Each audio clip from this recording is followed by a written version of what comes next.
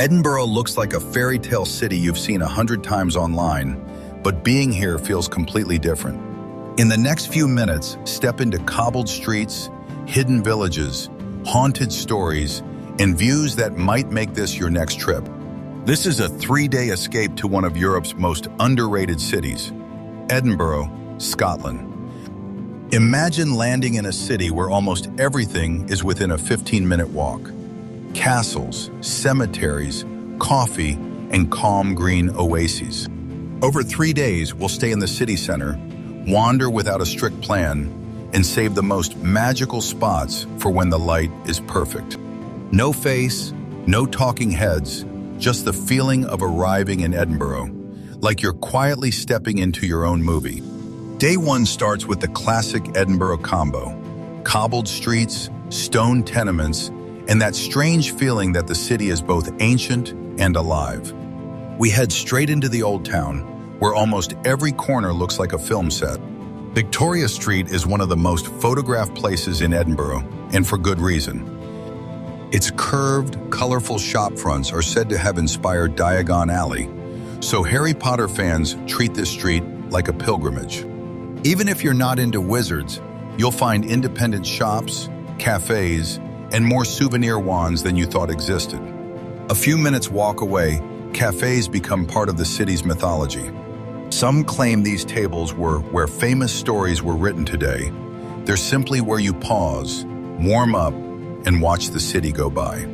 In Edinburgh, coffee isn't just a drink, it's part of the ritual of exploring slowly. As the light starts to fade, the castle appears everywhere, hovering above streets, framed by parks, watching the city. We'll go inside later, but first, just seeing it from below is enough to make you feel like you've stepped back in time. Day 2 is slower, less checklist, more wandering. Just a short walk from the city center, Dean Village feels like a self-contained storybook. Once the home of old mills, now it's an oasis of calm. Stone houses, river sounds, and a break from traffic. Edinburgh's magic is in the small rituals. The second coffee of the day, a pastry you'll remember, a quiet window seat. Between sites, we stop at local bakeries and coffee spots. Nothing fancy, just places where you can slow down and actually taste the city. If you love cardamom buns, cinnamon rolls, or matcha, you'll find Scandinavian-style bakeries and specialty coffee hidden in side streets. Back at the apartment, the city looks different from above. A good base turns into a character in your trip. The view, the chairs by the window, even the tiny minibar. Edinburgh days are packed, so having somewhere cozy to return to makes the city feel like home faster. On the 3rd day, it's time to see Edinburgh from above. Calton Hill is an easy climb with a huge reward. Panoramas over the Old Town, New Town, Arthur's Seat, and the Firth of Forth. Up here, monuments inspired by ancient Greece stand over a very Scottish city, and everything suddenly makes sense.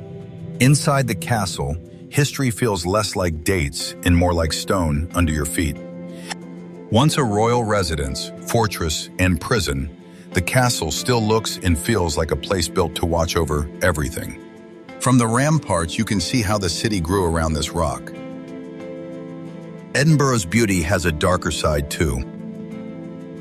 Old cemeteries like Greyfriars are full of names, stories, and legends. From loyal dogs guarding graves to characters that inspired fictional villains. Walking here at dusk, you can feel how closely history and myth sit together in this city. By the last evening, Edinburgh feels smaller, but somehow deeper. You recognize shortcuts. You have a favorite coffee spot, a bench in a park, a view that feels like yours. For some people, it's the castle. For others, Dean Village. For many, it's just the feeling of walking home through the Old Town at night.